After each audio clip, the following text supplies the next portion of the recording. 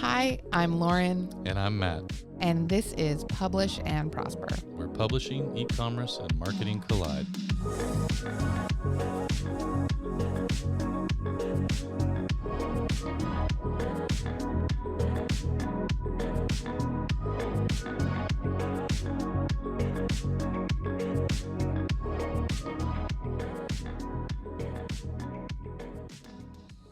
Welcome, everybody, to episode 25 of Publish and Prosper, the Big 2-5. Today, we are going to be discussing a widespread problem in the author community. It is rampant. It's really, really, really bad, like super bad. So we're going to talk about it today. And that is branding, author branding, creating your brand, creating your who you are as an author. I'm sure there's a lot of strong feelings about this. And like I said, it's just gotten to such heightened levels of terribleness that we have to talk about it. It absolutely is. I know it feels like we're kidding, but I don't think we are, actually. No, it's not that bad. No, it's not that bad, but it is. I think it's one of the most commonly recurring problems that we see. Yeah. Also, I do just want to note, because I was just working on editing this episode, neither one of us is doing the church lady thing right now. Yep, I'm trying to, in the back of my mind, stay cognizant of that and aware of like what I'm doing with my hands at all times.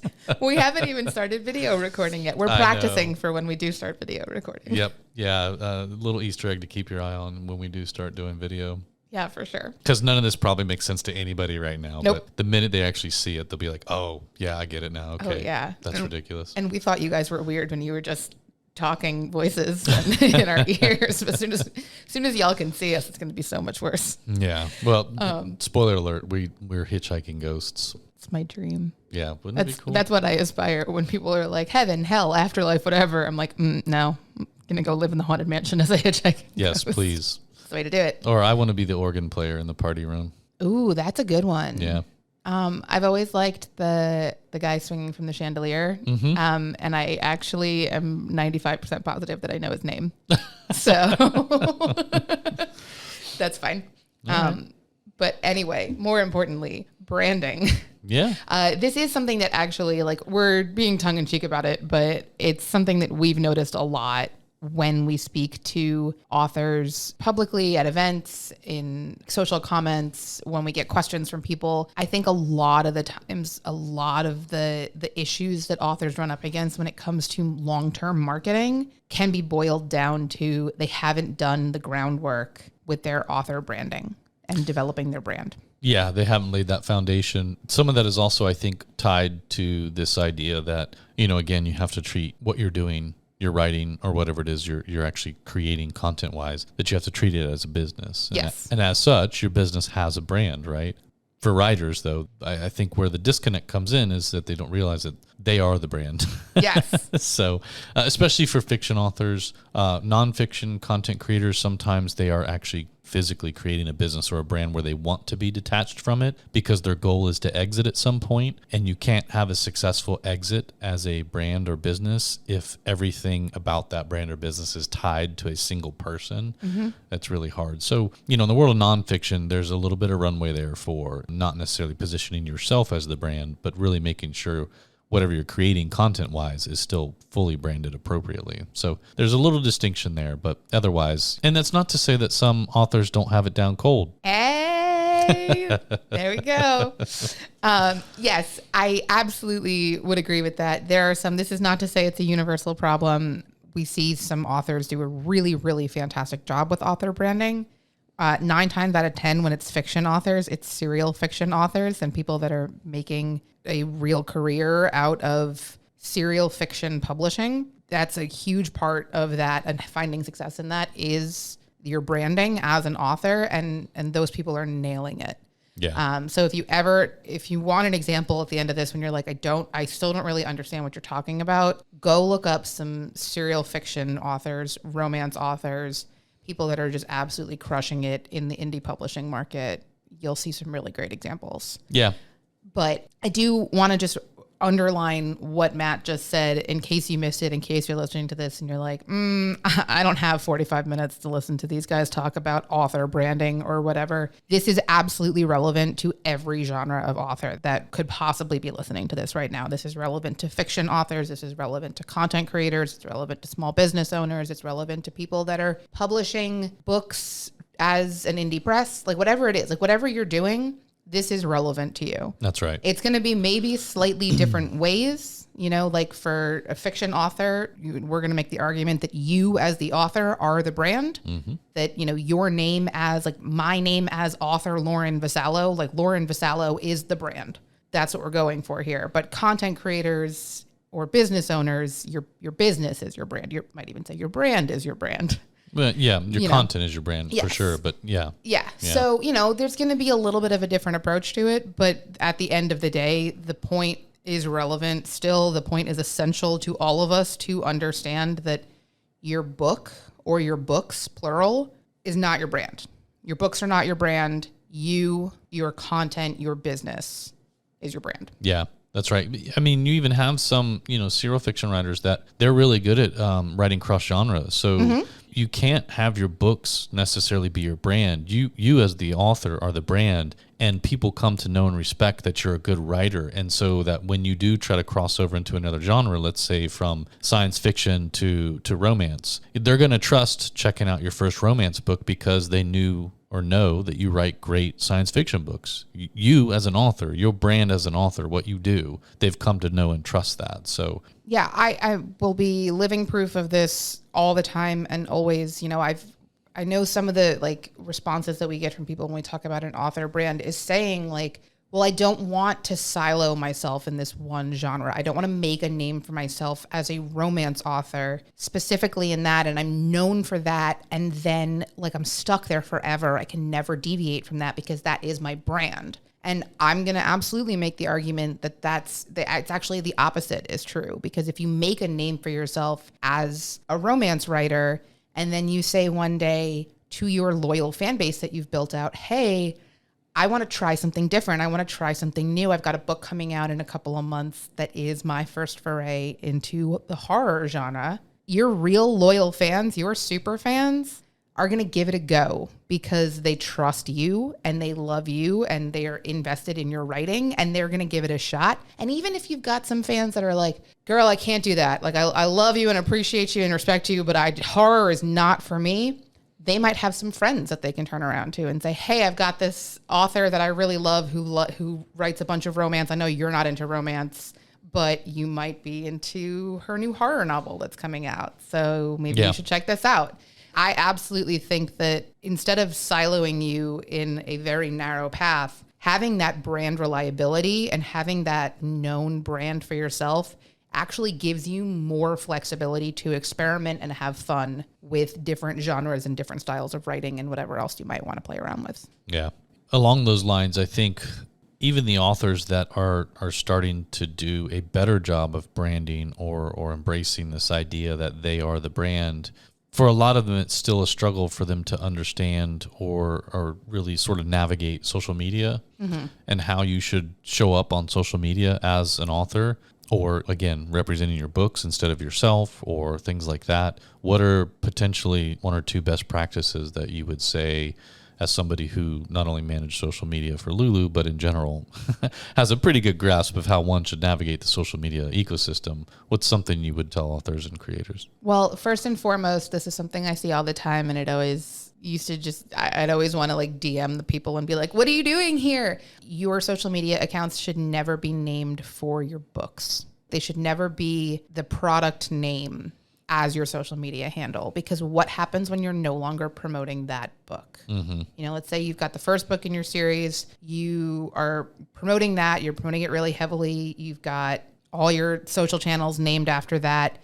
People are starting to follow you. People recognize it. And then in a year, you put out a new book. What are you going to do? Are you going to change your social handle? Are your followers that recognized you from that first name going to recognize you by this new name? Yeah. Are they going to know who you are? Are they going to stay interested in you? What if the second handle isn't available? What if the first one that you claim is available and the second one isn't. Yeah. You know, you've got to think that one through all the way. You should never name your social channels after one individual product, which, to be clear, like that's what we're talking about here when we're saying that you as the author are the brand. You are your brand, your book, or your books, or your products. What if my name is already taken on, let's say, Instagram? What if Matt Briel is already taken? And what if I've only written, like, this is my first book? Well, first of all, so get creative with your handle if you want it to be. You know, there are plenty of ways that you can. So if I just did Matt Briel, it's boring? Well, no, not at all, actually. My professional Instagram handle is literally just Lauren Vasello, so it's fine. I mean, you're practicing what you preach, but maybe, yes. But it's more important. I don't think that it really is essential to have your handle be something creative and fun and interesting as much as it is important that your handles are consistent across all your social channels. And it should be something that is easily identifiable to people that might be looking for you. Yeah. What about something like Matt Briel author?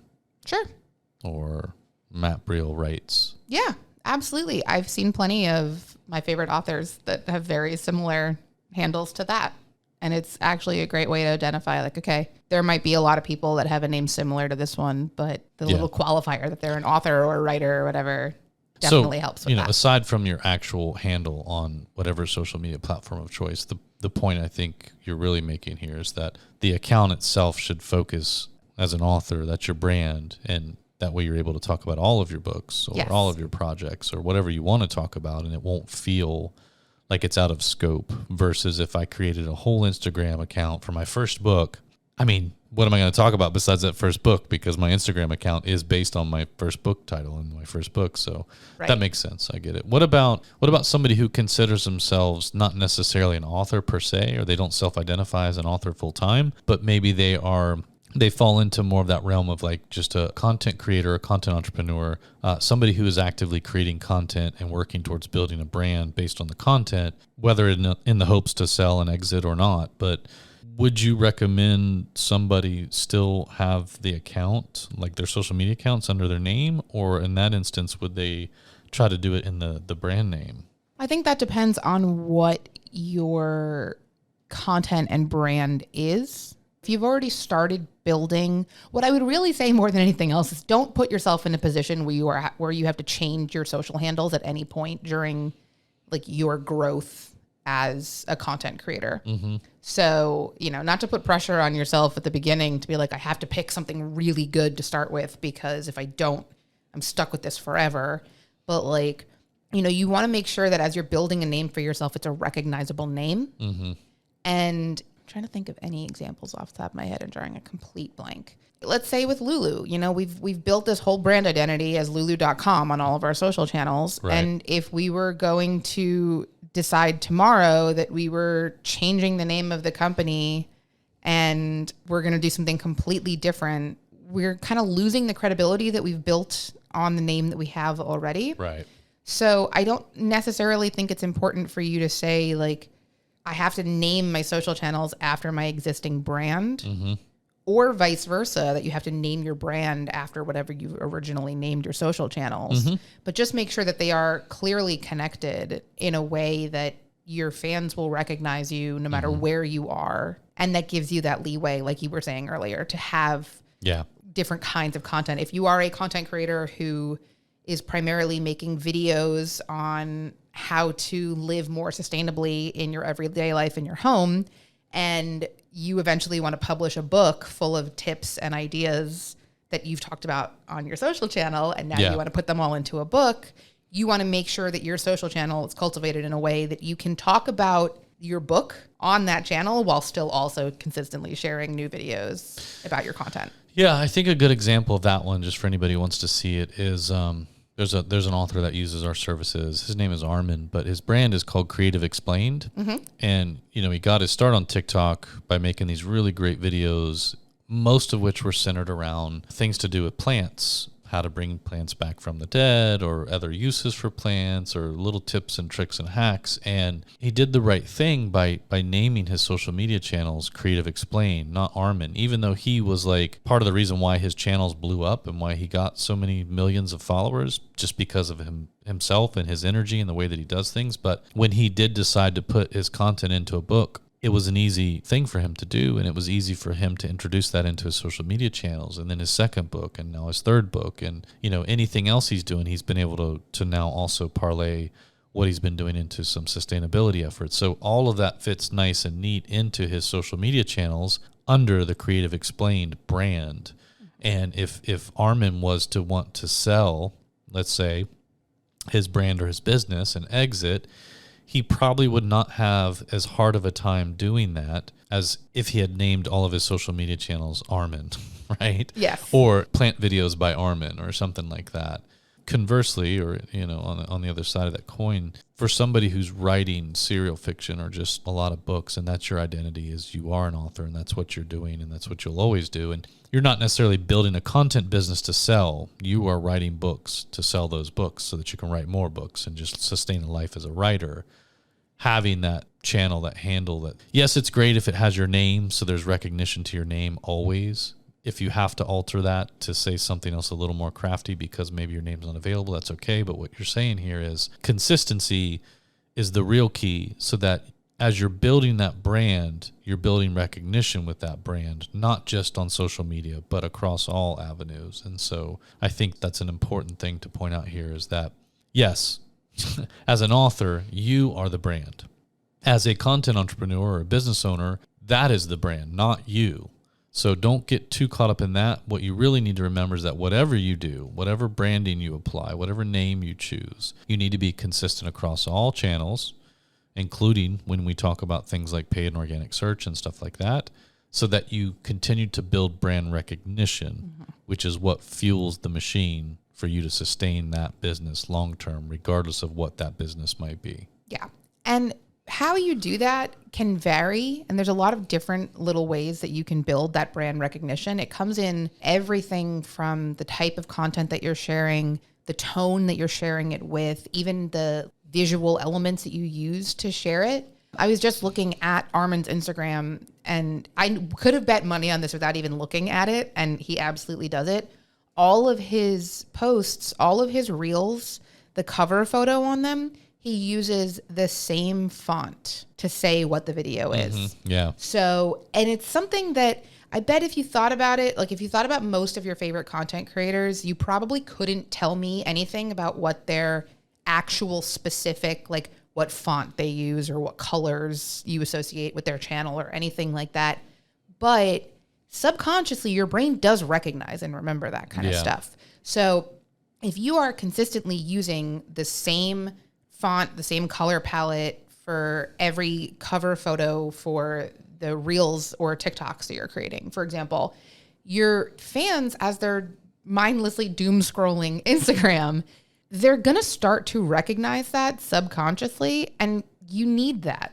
You need them to start to recognize your content as a way to be like, oh, this is something that I want to stop and watch. Yeah. As opposed to just keep scrolling. And it is like, that is actually genuinely something that happens. Like that's not, I went to a whole session about this at Content Marketing World a few years ago, and I can't remember any of the details about the guy who gave the session off the top of my head, but he talked about the psychology behind stopping the scroll, basically. And it was a very interesting session. And that is something that genuinely happens to people. And that brand recognition goes a long way, like the actual visual brand recognition literally goes a long way in your brand content, whether we're talking about social media or we're talking about book covers. Yeah. It's helpful. It's a helpful tool to rely on. Yeah. And so part of that, what you're talking about is you're inadvertently or purposely creating almost a branding guide or a set of guidelines for yourself, for your brand, for your content, for you as an author, whatever that might be. And so again, you get the recognition there, but there's also the aspect of once you have those assets created, like once you know, like you said, that I'm going to use this specific font on every thumbnail, right? Yep. on YouTube, or I'm going to use these specific colors for every frame that I create or anything like that. It just makes it easier going forward because now you have those assets. You can store them in a central place, and every time you need to create a new thumbnail for a new YouTube video or whatever it is you're doing,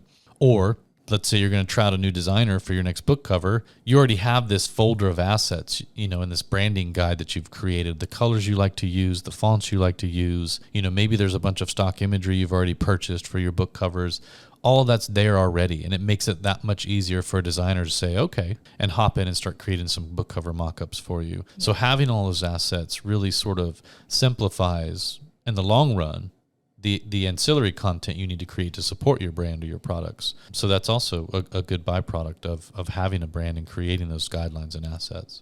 Yeah, it's funny. Right before we started recording this episode, I was working on editing the last episode. No, you weren't. We were eating burritos. Okay, well, right before. Well, you had a quesadilla. But. Right before we were eating Moe's. Is that what we had for lunch? Yeah, Moe's. I didn't want to plug Moe's, but I think the last spicy episode we did, we also had Moe's for lunch before we recorded it. But so anyway, before I was eating lunch, I was working on editing last week's episode. And right towards the end of it, it was the one on turning fans into super fans. And towards the end of it, we started talking about, a lot of the things that we did here take work. Like a lot of the things here, it's not set it and forget it kind of stuff where you can let it run itself. You actually have to put effort into it. This is the opposite kind of tip. We're coming in here and saying that if you do the work now to actually set up a brand guide, and Matt said something like, you almost want to set up, I'm going to say you absolutely should set up a brand guide. You should have a resource for yourself that you can also share with any creatives that you outsource at any point that has specific color palettes, fonts, a logo. Take the time to have a logo designed for you, all of that kind of stuff. Have that all as a resource together in a place and make it easier for yourself then. Anytime that you have to create social content, you've already got all of that picked out.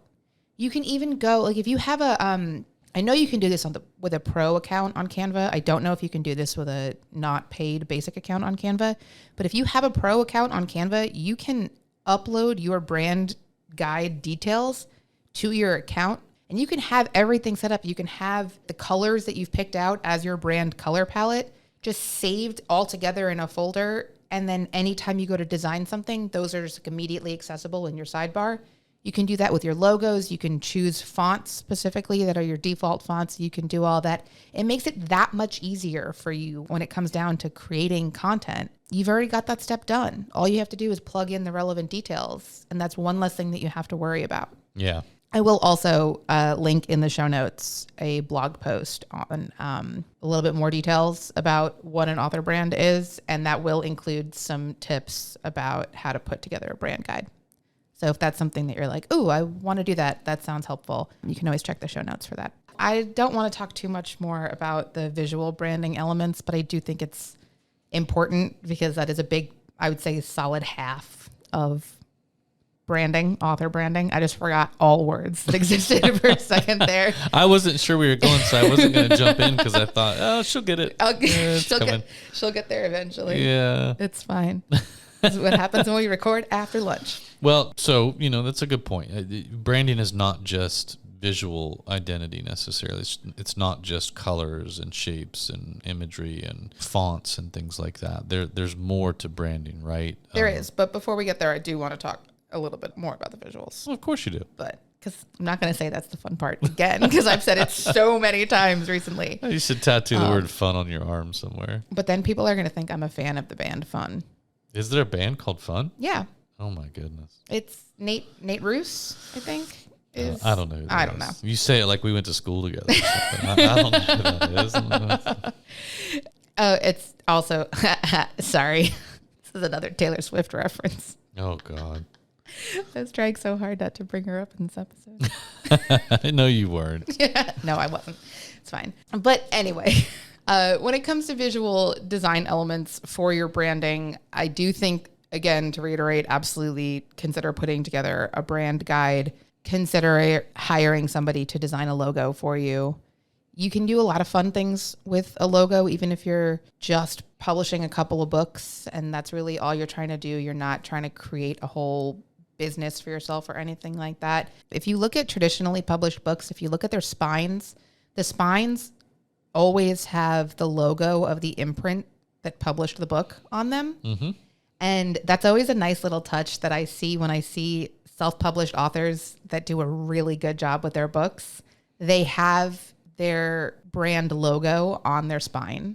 And I've never seen a book that had the brand logo on the spine and then looked bad anywhere else. That is always an indicator to me that I'm like, oh, I'm going to open this book up and it's going to be beautifully formatted on the inside. And it always is. That's a good point. For all the things that traditional publishers get wrong, which there's a lot, yep. One of the things they get right is the design of their covers. Not so much interior formatting. It's usually pretty boring and just cranked out, unless you're getting like a special edition or something like that. But I will say, when it comes to the book covers, traditional publishing companies, they work with some great designers, and it's little things like that, like you said. Just knowing almost out of the corner of your eye when you've walked past a book that was published by Tor, for example, because you see the little tiny logo on the spine, you just know that book was done by Tor.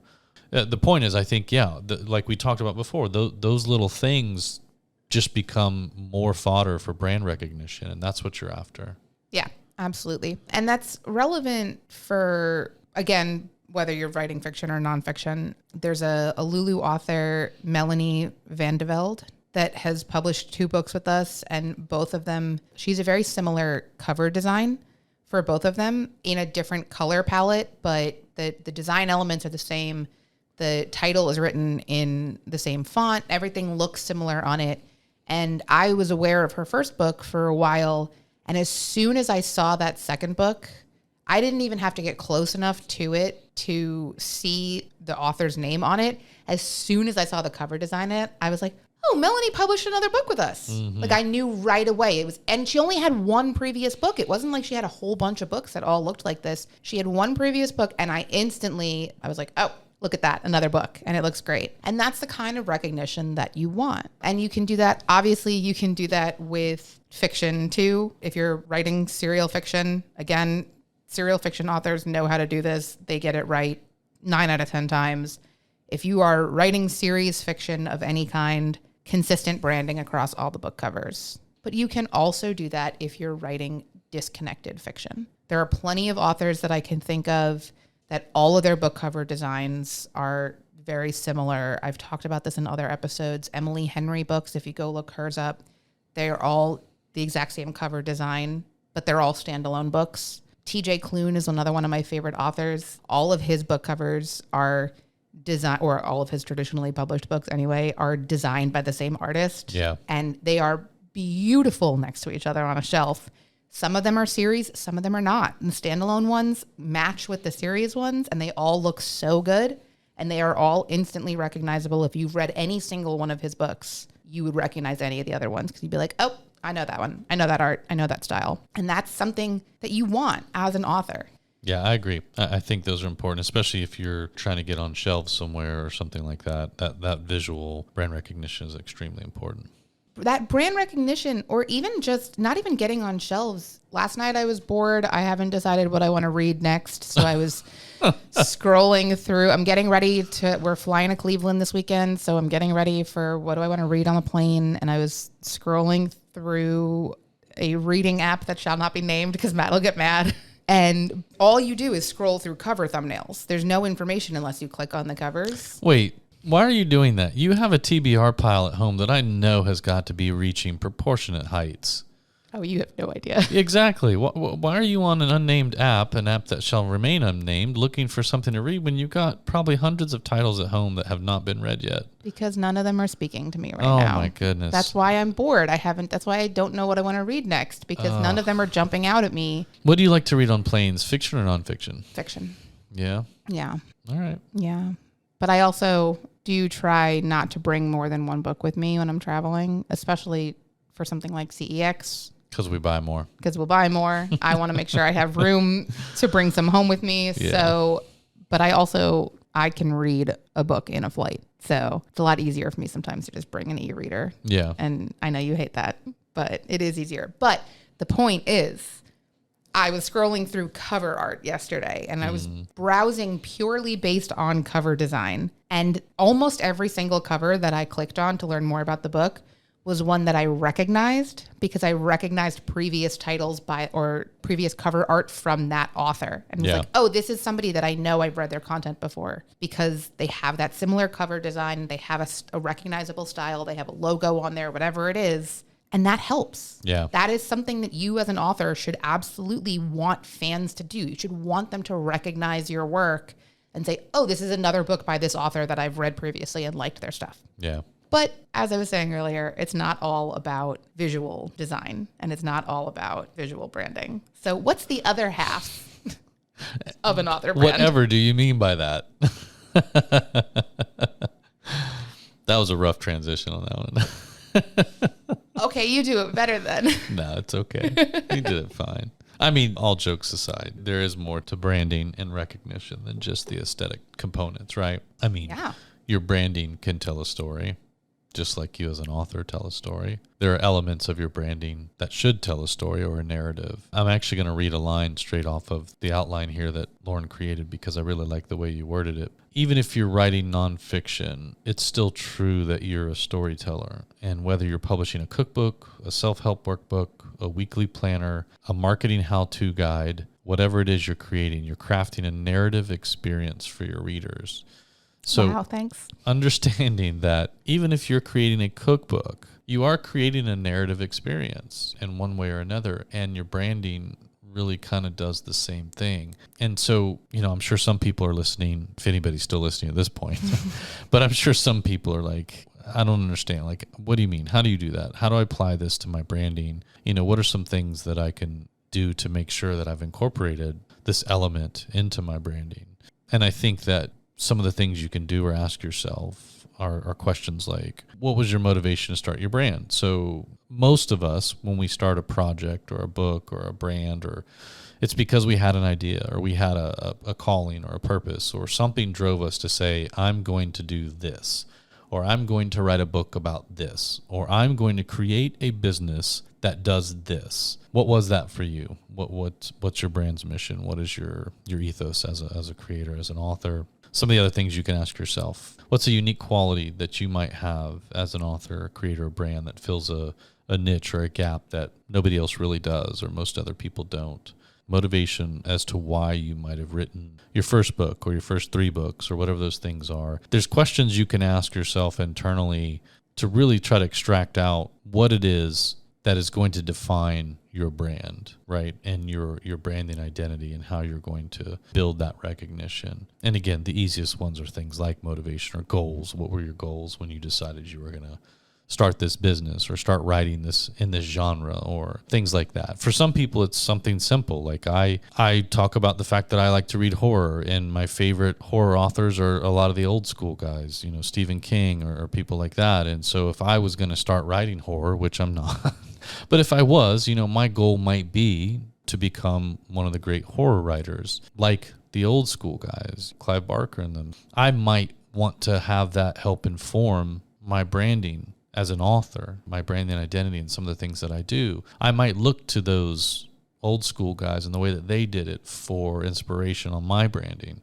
But somebody else might say, no, I'm really getting into writing this because it just calls to me. It just speaks to me. And I feel like I have to write these things. And I'm a person that feels like if something's calling to me, I need to do it. And that feeling, that ethos, that spirit of like, I ascribe to this idea that I do things because I feel compelled internally.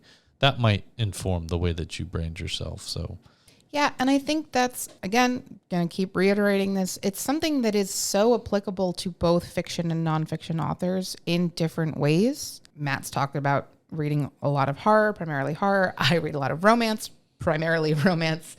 A lot of the types of romance that I read, a lot of the romance authors that I read, when people ask them how they got started or why they started writing or why they write in the genres that they do, their answers were very often along the lines of, I didn't see a lot of myself in the romance novels that I was reading or that I grew up reading or that I had been reading or that were popular. So I said, well, if no one else is going to write this, I will. And started writing what I wanted to see more of in the world.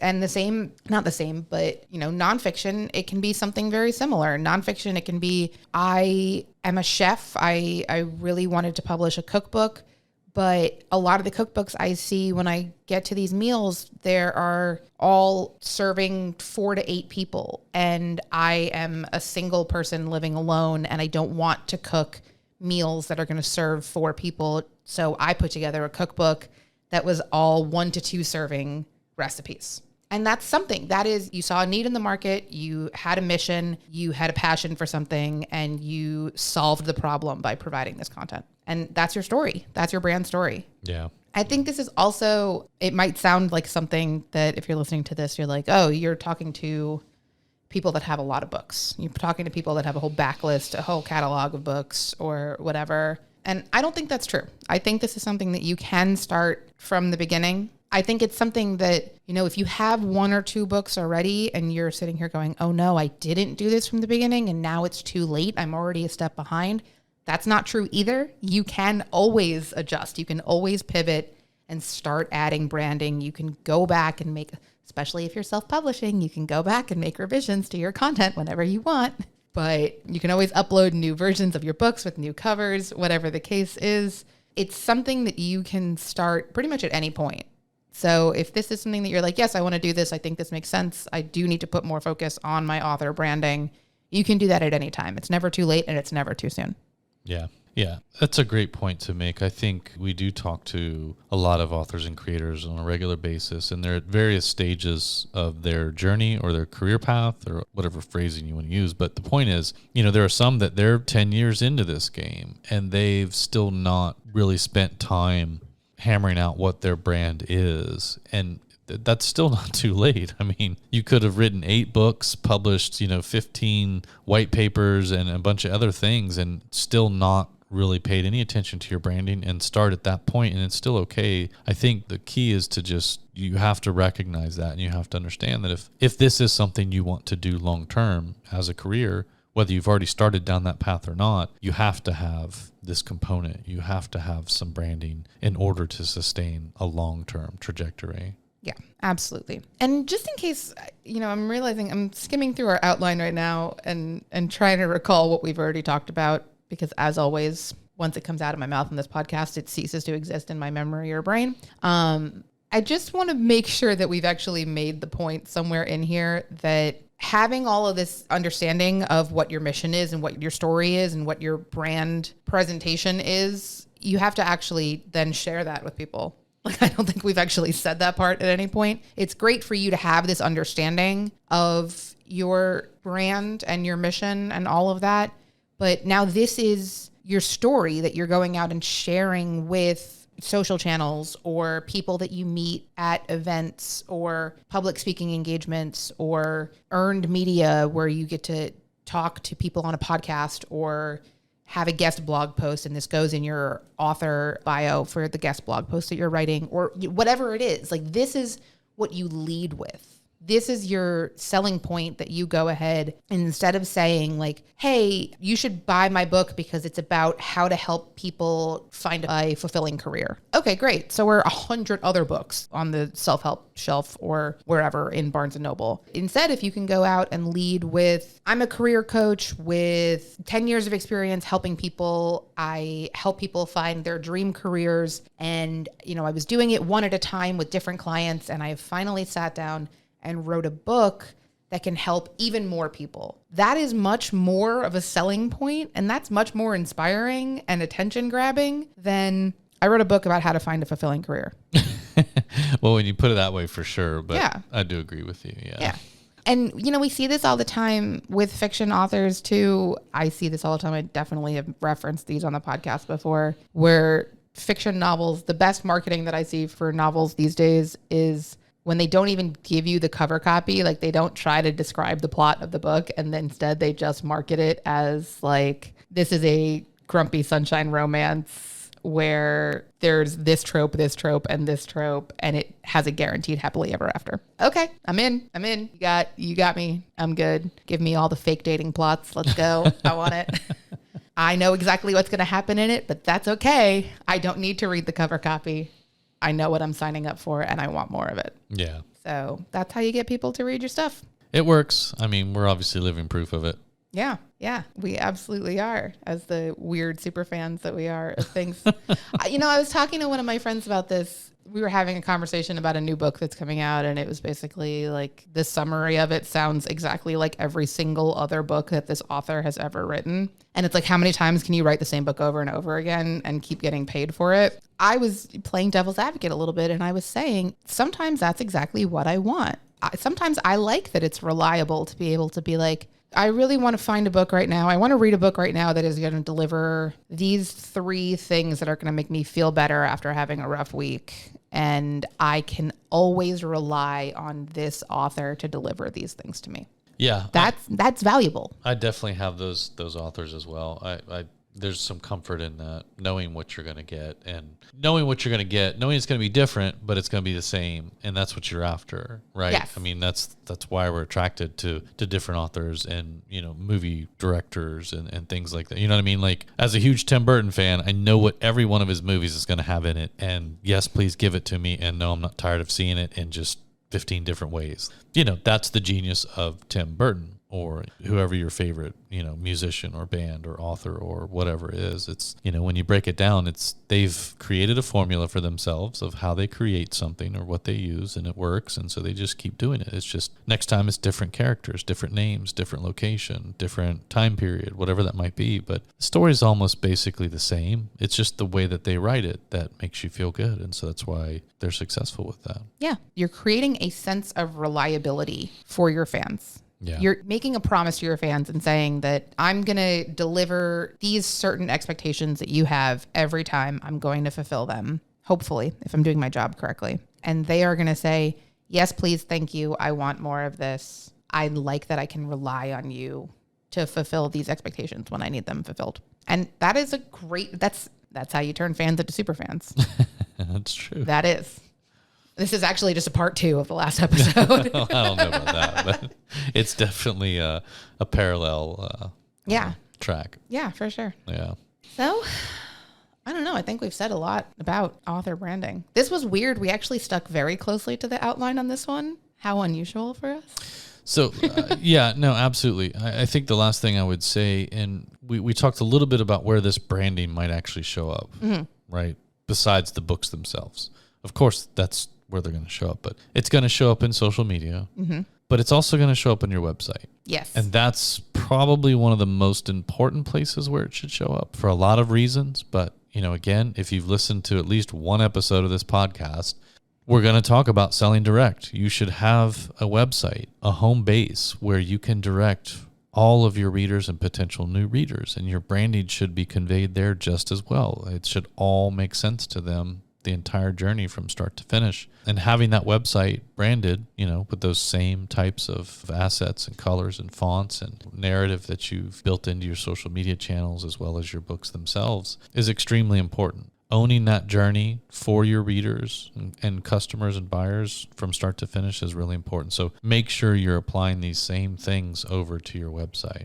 Yeah, I think that's a really good point, actually, is that idea of the whole point of this brand recognition is that your customers will recognize you no matter where they are in the journey. Yeah. And they should recognize, if I found you at a conference, if I met you at a conference and later after the fact, I'm looking for you on social media, I would like to recognize something about you on social media. And I'm not always great at recognizing faces. So sometimes it's helpful if I saw a speaker at a session at a conference and their slide presentation had a specific color palette to it. And then when I go search them on LinkedIn later, their profile banner on LinkedIn has that same color palette. And then when I go to click on their website, that website has the same color palette. And then I'm like, oh yes, this is definitely the right person.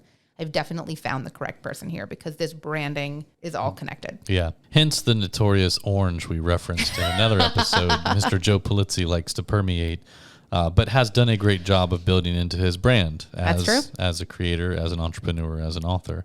The color orange has now become synonymous with him. And as such, you referenced it to Content Marketing World, which was an event that he created years and years and years ago and sold. And to this day, the event still, I think, uses a lot of orange. But it's Absolutely. It is. I hate to admit it, but he absolutely incorporated that into his thing, his brand, and that's what he's become known for, to the point where I've actually heard somebody ask him before, when he wasn't wearing anything orange, like, why are you not wearing something orange? Yeah. I've spent a lot of time today getting prepped for CEX, and I always like to, like I'll make notes for myself and highlight them, or I added a bunch of events to my calendar so that I would remember. I did. Yes. Everything that I've done for CEX, all the prep that I've done for CEX, I've used orange as my highlight color, whether it's on my calendar or in my actual planner or whatever it is. I didn't even have to think twice about it, because when I think about CEX, I think about the color orange. So thanks, Joe. Well, it's a good thing that Lulu bought CEX and we're turning a lot of it blue. Well, I can't do blue and orange together because I'm a Yankees fan. So I cannot ever put blue and orange together because it just looks like the Mets. Gotcha. See, I'm from Florida, so blue and orange represents the Florida Gators, but I'm a Seminoles fan, Tallahassee, so I can't do blue and orange because I'm not a Gators fan. Aren't the Dolphins? Oh, that's like a turquoise and orange. So I just referenced college football. You're referencing NFL.